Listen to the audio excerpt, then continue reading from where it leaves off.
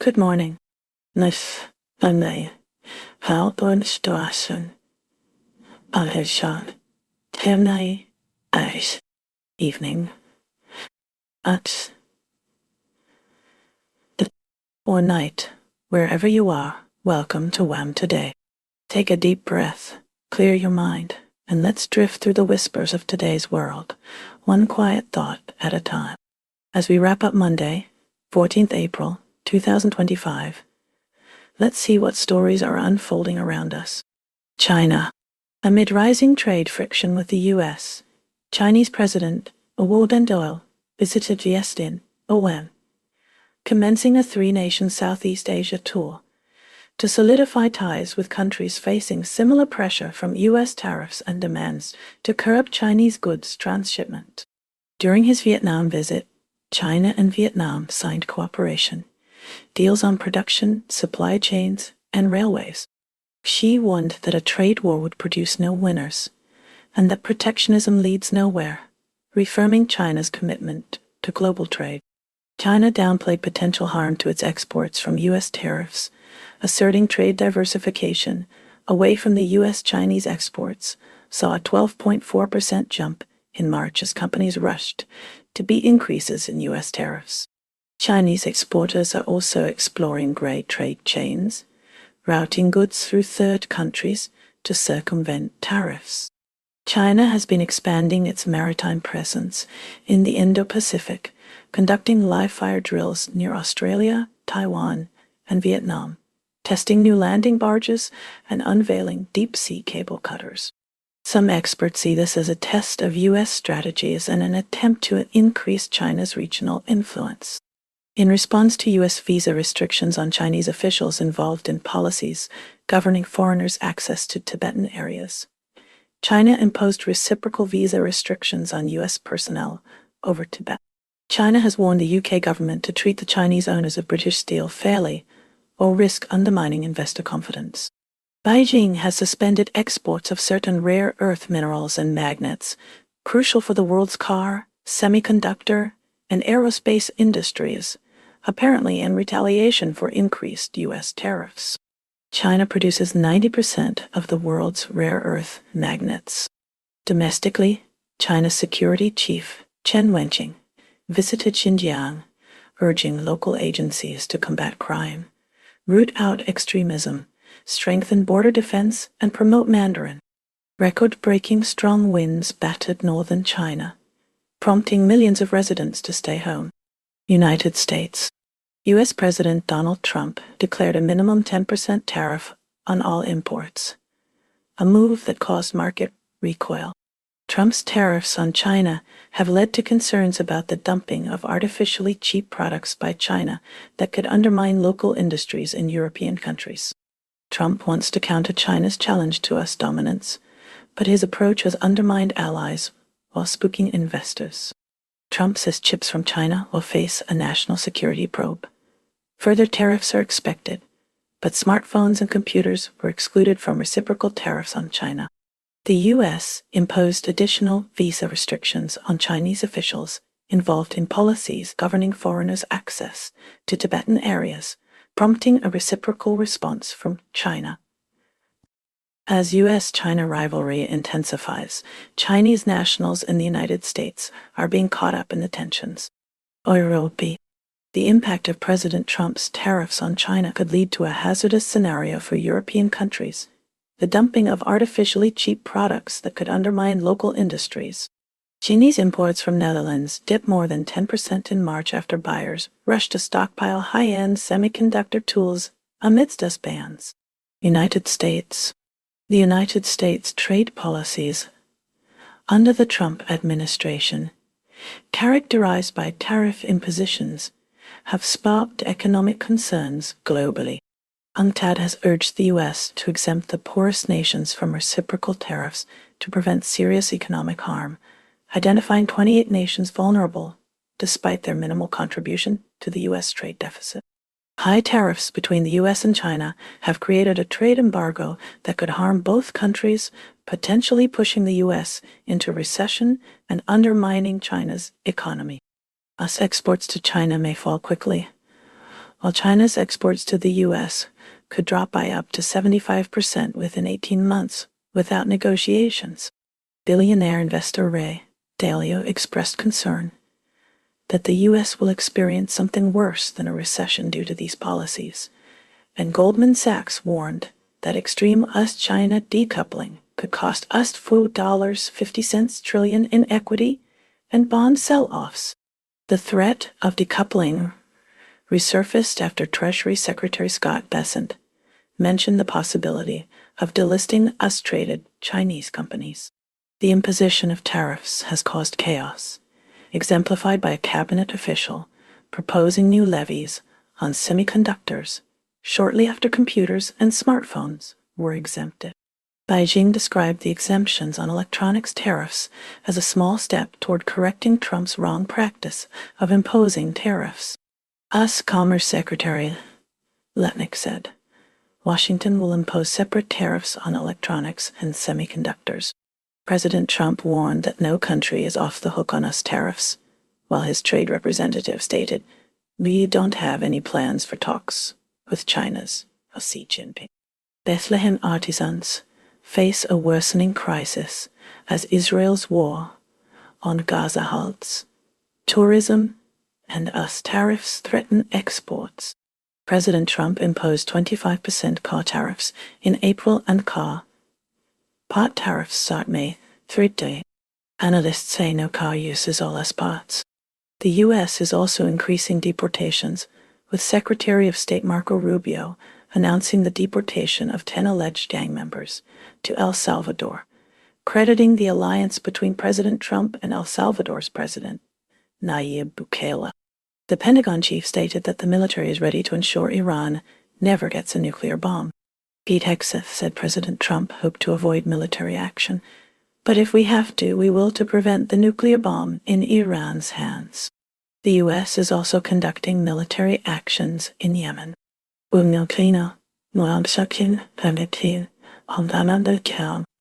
Ukraine, a Sunday morning attack on Sumy involved 2 high-speed ballistic missiles, allegedly armed with cluster munitions. This attack killed 34 people, including 2 children, and caused widespread destruction, highlighting the reckless and cruel nature of the assault. Australia. Turning to Australia, Prime Minister Anthony Albanese's centre-left party has launched its election campaign, pledging to help more would-be home buyers. Prime Minister Anthony Albanese criticized the Liberal campaign for releasing a hip-hop diss track against Labour, calling it beyond my comprehension. The song, titled Leaving Labour, criticizes Labour's record on the cost of living. Coalition sources say the song was made by a commercial artist, not a idol.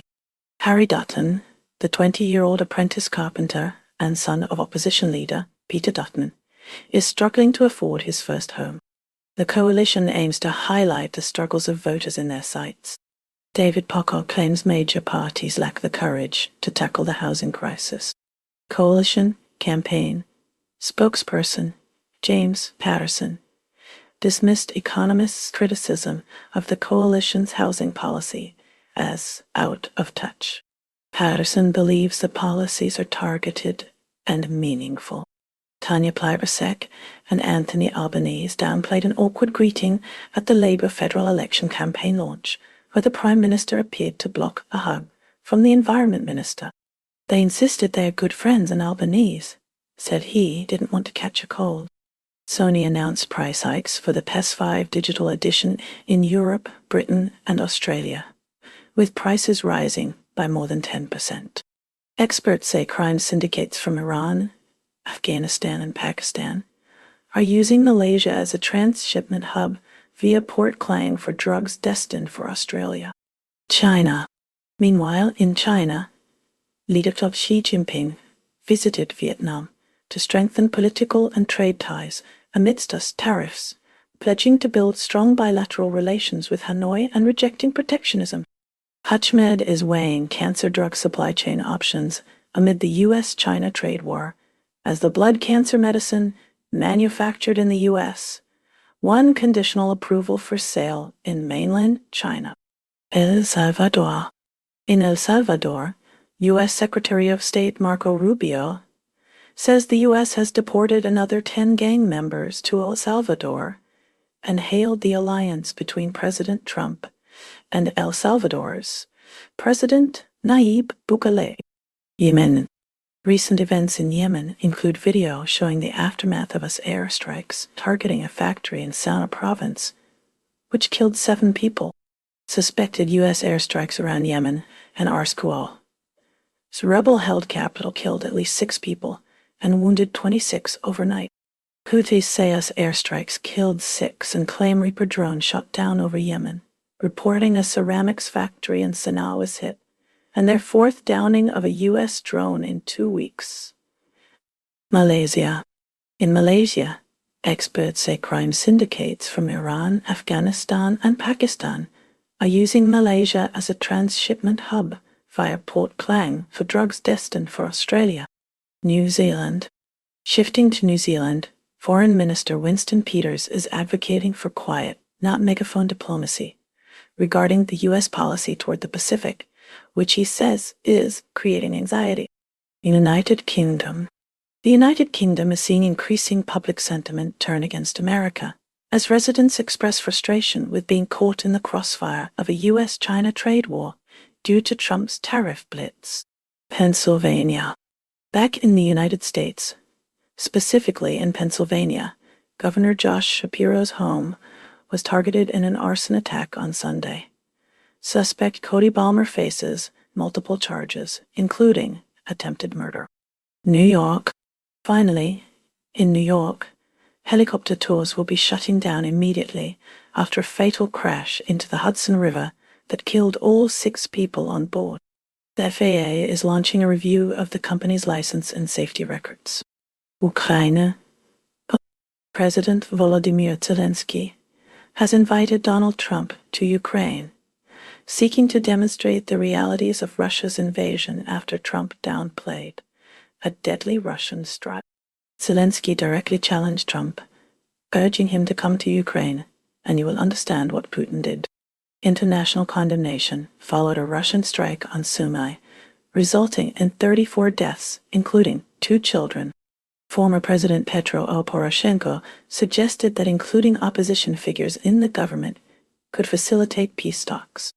Legislatively, a draft law is under consideration to decriminalize the creation of pornographic content in Ukraine, addressing a contradiction where creators pay taxes despite the activity being illegal. United Kingdom. The UK government is considering targeting elements of China's security apparatus under new foreign influence rules, focusing on those accused of interference. Vera Hopehouse, a UK MP, was denied entry to Hong Kong, which she believes is due to her inclusion on a secret blacklist of critics of China's human rights record. The UK steel industry is facing challenges, with experts disputing claims that Ed Miliband and the UK's net zero target are to blame. Parliament passed a law to gain control of the Scunthorpe steel plant after its Chinese owner, Jinji, declined government support. A spokesperson for the UK Prime Minister stated that ships carrying materials needed by the Scunthorpe steel plant have docked in Lincolnshire. Shadow Business Minister Harriet Baldwin advocated for partnerships with private equity capital and an industrial strategy to revitalize the sector. In response to global market volatility, UK Finance Chief Rachel Reeves pledged us $26 billion to assist firms facing difficulties due to import taxes, with additional financing for exporters to protect companies affected by tariffs. Several individuals are facing legal repercussions. Craig Williams, a former UK lawmaker, has been charged in connection with an insider betting scandal related to the timing of Britain's general election last year, specifically tied to then PM Rishi Sunak's election announcement. Additionally, a former UK lawmaker and 14 others have been charged with cheating when betting on the timing of Britain's general election last year. Also, a Bangladeshi court is seeking the arrest of Tulip Siddiq, a UK MP, and niece of former Premier Sheikh Hasina, accusing her of corruption in financial markets. The current UK laws are deemed unsuitable for the social media age, with outdated legislation hindering the police's ability to rapidly correct misinformation following a stabbing attack on a Taylor Swift-themed dance class last summer. European Union. Sony has increased the price of its PlayStation 5 by 25% in the UK and Europe, citing a challenging economic environment impacted by tariffs. The digital edition price will rise to £430 in the UK and €500 in Europe. Ukraine faced a devastating Russian ballistic missile strike in Sumy, resulting in 34 deaths and 117 injuries. The attack targeted a crowded city center and a trolleybus on Palm Sunday, marking the deadliest strike on civilians this year. Russia's defense ministry stated the attack targeted Ukrainian commanding officers, while the Kremlin insists they only strike military targets. Global condemnation followed, with the U.S. president calling it a horrible thing and a mistake amid ceasefire efforts. Iran's foreign minister is scheduled to visit Moscow for consultations with Russia concerning nuclear talks with the U.S. Russia, as a UN Security Council member and an ally of Iran, is involved in the negotiations. To avoid being sidelined, the U.S. and its allies are considering Rome as a potential location for the next meeting. Israel's military actions in Gaza are intensifying, leading to increased international concern over civilian casualties. Recent Israeli strikes hit a UN aid center in Khan Yunis, surrounded by tents housing displaced Palestinians, and the Al-Ali hospital in northern Gaza, resulting in a child's death. Another strike damaged the Ali Arab Hospital in Zaytun, though without fatalities. Overall, at least 21 deaths, including children, have resulted from Israeli strikes across Gaza. The IRC reports the detention of Palestinian paramedic Assad al-Ansasra since March 23rd, following an attack on medics in Gaza. The Palestinian Red Crescent reports the March 23 attack left 15 aid workers dead. Al Jazeera is verifying Israeli military claims regarding the deaths of Palestinian medics.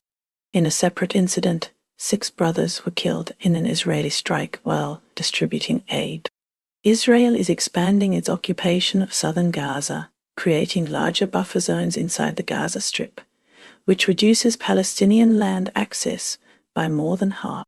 Hamas has proposed releasing all Israeli hostages in exchange for a significant prisoner swap and a guaranteed end to the conflict, contingent on Israeli compliance.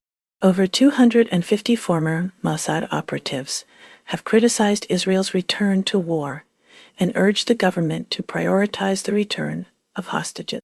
In a related development, a missile fired from Yemen targeted the Estat Micah base near Ashdod and Ben Gurion Airport in Israel. Meanwhile, Bangladesh has reinstated the Accept Israel phrase on its passport. This reverses a 2021 policy change made during Sheikh Hasina's term. Bangladesh, as a Muslim-majority country, does not recognize Israel. Sudan is facing a catastrophic humanitarian crisis due to the ongoing conflict between the Rapid Support Forces, RSF, and the Sudanese army, along with allied militias, which has led to tens of thousands of deaths and displaced over 12 million people. The RSF has launched deadly assaults, including seizing the famine-hit Zamzam refugee camp in the Darfur region after weeks-long siege, leaving families struggling amid an information blackout. Violence has spread, with at least 56 civilians killed in Qadada, a town captured by the RSF. Tragically, 9 Relief International employees were killed when gunmen stormed the Zamzam camp in El Fasher, North Darfur State, where civilians are sheltering in makeshift bunkers. Overall, over 200 civilians have been killed in displacement camps and the city of El Fasher, including Relief International medics in Kadara area. In response to this escalating crisis, global leaders are organizing peace talks in London, seeking to pressure the backers of both the RSF and the Sudanese army to agree to a ceasefire.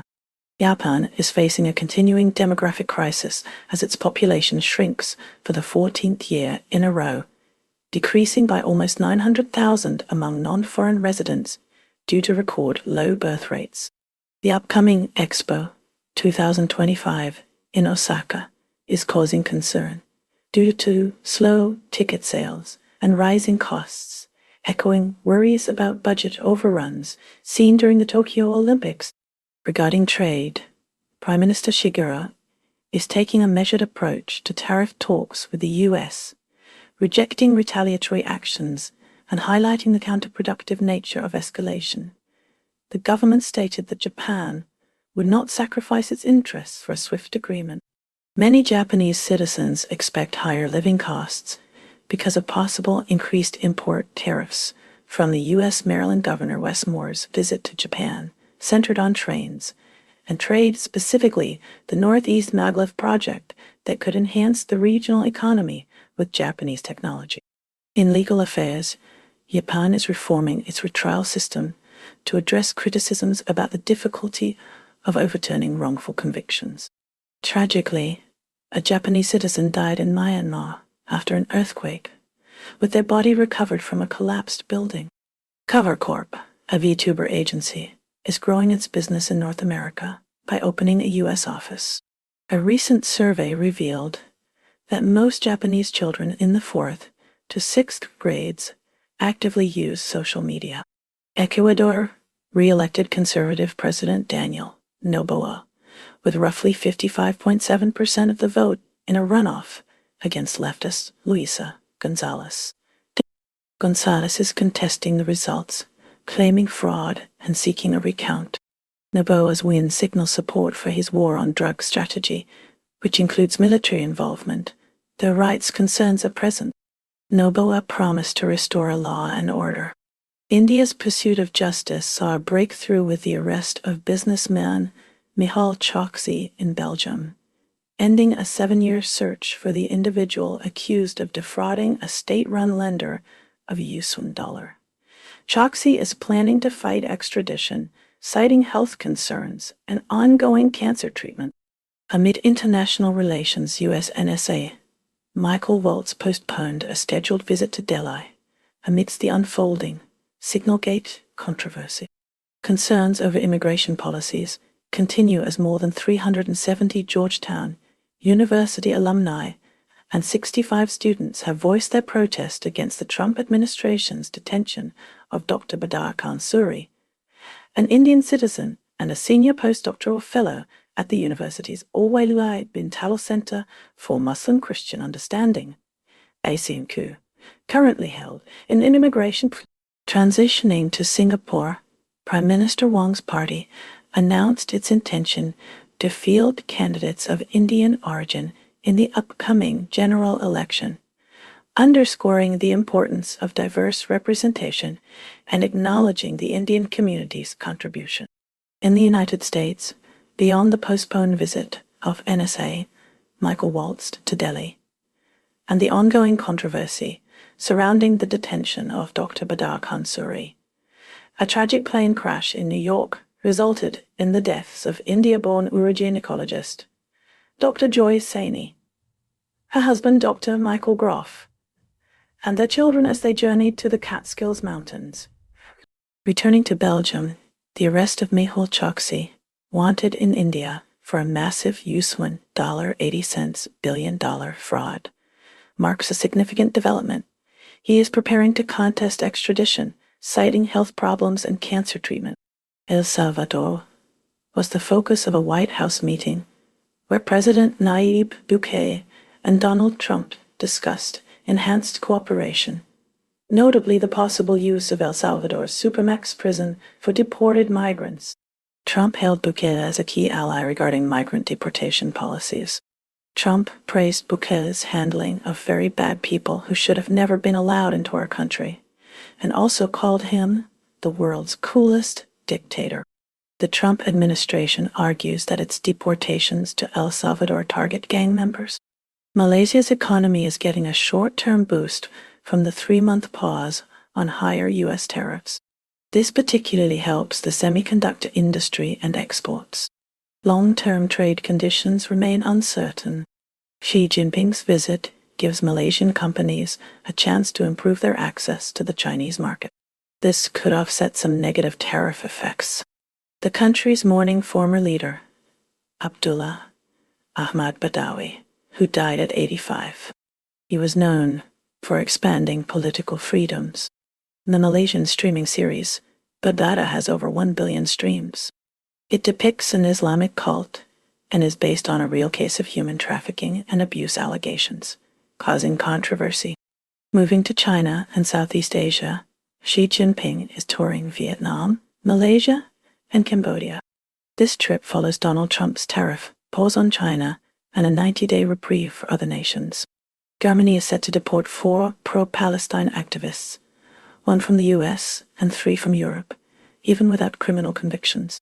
Friedrich Merz, a likely future chancellor, condemned a Russian attack in Sumy, Ukraine, calling it a war crime, and reiterated his support for providing Taurus missiles to Ukraine.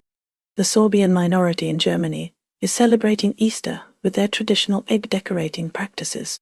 In other news, Irmgard Furchner, a former secretary at a Nazi concentration camp convicted as an accessory to over 10,000 murders for aiding the camp's commandant in German-occupied Poland, has passed away at 99 years old. Peru is in mourning following the death of Mario Vargas Llosa, the Nobel Prize-winning author. At 89, Llosa was a towering figure in 20th century Latin American literature. His work explored themes of male violence, societal disruption, and authoritarian politics. Llosa, a conservative political thinker, also ran for president in 1990. He was awarded the Nobel Prize in Literature in 2010. Algeria has intensified its diplomatic rift with France by expelling 12 French officials within 48 hours, a decision met with strong disapproval from Paris. This expulsion is a direct response to the indictment in France of 3 Algerians, one of whom is a consular official linked to the kidnapping of Algerian influencer Amir Boucours in Paris.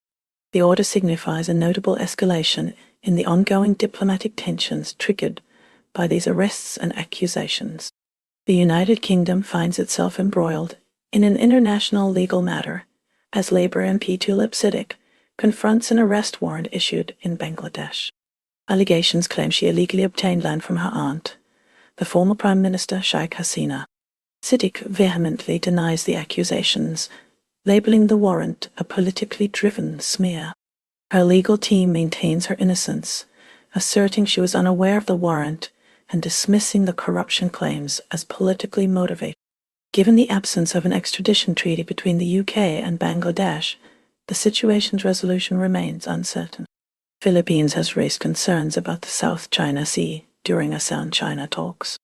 The Philippines stressed the need to follow international law in resolving conflicts. Millions of students in the Philippines stayed home due to intense heat waves in 2024.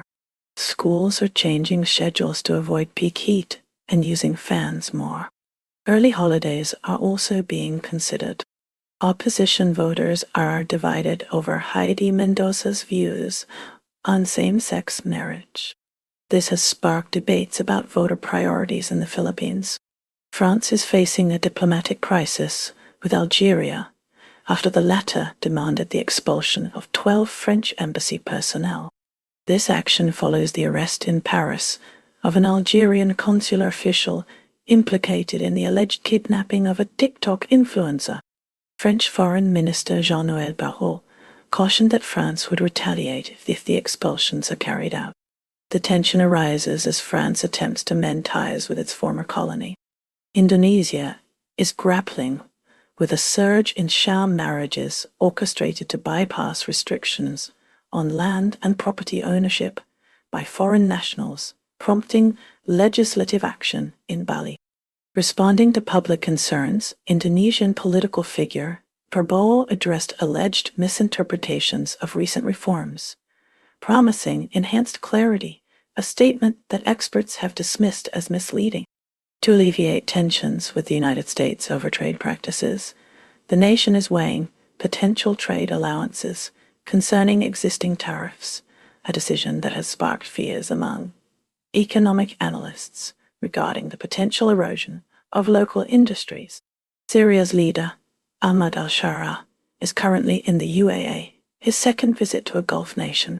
This trip demonstrates his ongoing efforts to rebuild relationships with both Arab and Western leaders following the end of Bashar al-Assad's regime. Turning to the relationship between the United States and Saudi Arabia, discussions about transferring nuclear technology have resumed, focusing on increased energy collaboration. U.S. Energy Secretary Chris Wright sees a clear pathway for Saudi Arabia to develop a commercial nuclear power sector, which could include uranium enrichment capabilities. The United States and Iran recently convened their first official meeting, marking a possible move toward more pragmatic relations, despite expected pushback from hardliners in both nations and from Israel. Transitioning to the realm of international finance, Eric Schlesinger, a former CIA officer, is now channeling investments into European defense startups via 201 Ventures. Shifting focus to European history and its lasting impact, Henri Mignon conducts tours of World War II battlefields near Bastogne, Belgium, revealing nuanced and evolving European views of the United States. Pakistan is grappling with multiple challenges, including security concerns along its border with Iran and the management of religious tourism. Following the killing of 8 Pakistani nationals in southeastern Iran, Islamabad has requested Tehran's full cooperation in investigating the incident. This highlights the tense security situation and differing threat perceptions between the two countries. Simultaneously, Pakistan is hosting thousands of Sikh pilgrims, including 6,500 from India, for the Vaisakhi festival. The festival is a significant religious event that involves visiting various holy sites within the country. South Africa is navigating diplomatic tensions with the United States, as President Cyril Ramaphosa has appointed a special envoy after the expulsion of the South African ambassador from the UST.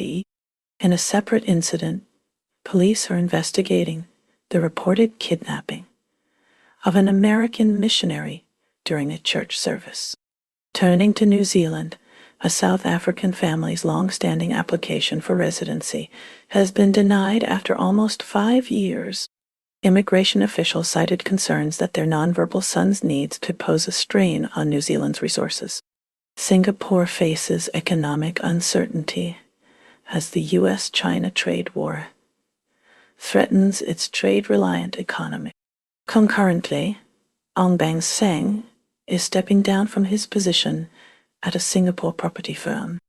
This follows the ongoing corruption scandal involving Minister Esses Warren, with Ong notable for his role in bringing Formula One racing to Singapore. The United States is increasing pressure on Cuba by targeting its medical missions. The U.S. will revoke visas of foreign officials in countries that pay Cuba for its deployed doctors and nurses. This aims to cut off a key revenue stream for the Cuban government. The administration accuses Cuba of exploiting its medical professionals. Greece is enhancing its defense capabilities by acquiring anti-ship missiles from France amidst continued tensions with Turkey. Recently, an armed extremist group claimed responsibility for a bombing near Hellenic train offices and for planting an explosive device near the Labor Ministry in early February. Negotiations continue regarding the ceasefire in Gaza, with Hamas expressing openness to releasing hostages if the conflict concludes. These discussions took place in Cairo, facilitated by mediators from Egypt and Qatar, and supported by the United States.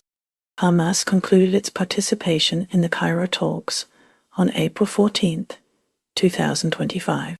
The United States imposed new tariffs on steel and aluminum imports from several countries. This action sparked immediate condemnation from affected nations. Tariffs, justified by the U.S. as necessary for national security, target key trading partners. These tariffs are expected to increase costs for manufacturers relying on imported metals. China responded swiftly to the U.S. tariffs by announcing retaliatory duties on a range of American goods. These duties target agricultural products and other key exports from the U.S. This tit-for-tat escalation raised fears of a full-blown trade war between the two economic giants. Negotiations are ongoing, but a resolution remains elusive. Moving to Canada, Prime Minister Justin Trudeau expressed strong opposition to the U.S. tariffs. He called tariffs unacceptable and vowed to defend Canadian interests. Canada is considering its own retaliatory measures against the U.S. The trade dispute has strained relations between the two countries. Across the Atlantic, the European Union also condemned the U.S. tariffs. The EU is preparing its own list of American products to target with retaliatory duties. The EU views U.S. action as a violation of international trade rules. The EU is seeking a united front with other affected countries to challenge the U.S. policy. Afghanistan now sees the International Cricket Council, ICC, establishing a fund to support displaced Afghan female players, most of whom resettled in Australia following restrictions imposed after 2020. Turning to Brazil, former President Jair Bolsonaro underwent a 12-hour surgery for a bowel obstruction in Brasilia. The Democratic Republic of Congo is grappling with the reported deaths of at least 50 people in attacks in the east, with the government and Rwanda-backed rebels accusing each other. Tragedy struck the Dominican Republic when a roof collapsed at the jet-set nightclub in Haina, claiming the lives of 25 people, including notable community leaders and cultural icons. Meanwhile, in Ethiopia, the war in the Tigray region has left many disabled veterans without adequate care. Iran recently engaged in talks in Oman with representatives from the Trump administration, the first such engagement with officials from the U.S. president's 2017-2021 first term, with Trump stating he expects to make a decision on Iran very quickly. In Italy, the northwest region, including Turin and Genoa, is preparing for heavy rainfall and thunderstorms, with significant snowfall expected on higher ground. The Marshall Islands has formally signed the Treaty of Rarotonga. New Zealand experienced strong crosswinds, leading to the cancellation of flights in and out of Queenstown Airport, including one Jetstar flight that had to return to Auckland after a failed landing attempt. In sports, Auckland City FC secured their fourth consecutive Oceania Champions League title, defeating Carrera United FC 2-0 in the Solomon Islands. European officials condemned Russia for its deadly missile attack on Sumy, Ukraine, which resulted in numerous casualties. Samoa's men's team qualified for the HSBC SVN's playoff competition after a top-4 finish at the World Rugby Sevens Challenger event in Krakow, Poland. Sri Lanka is facing protests and accusations of police brutality following the death of 25-year-old Sefsara Naimish in police custody, with his mother alleging he was beaten to death. Syrian President Ahmad al-Shara made his first visit to the United Arab Emirates. Taiwan has expelled Ho Jin-chi, a former aide to Taiwan's security chief and former foreign minister Joseph Wu, from the DP amid allegations of leaking classified information to Beijing. Turkmenistan was the first to mark Osaka Expo with a national day, accompanied by a traditional dance performance. In a development involving the United States and Yemen, suspected U.S. airstrikes reportedly killed at least 6 people in Yemen, according to Houthi rebels, though the U.S. military Central Command has not acknowledged the strikes. And that's a wrap for today's news, because even headlines need a nap. Stay curious, stay kind, and let the noise fade as you find your quiet.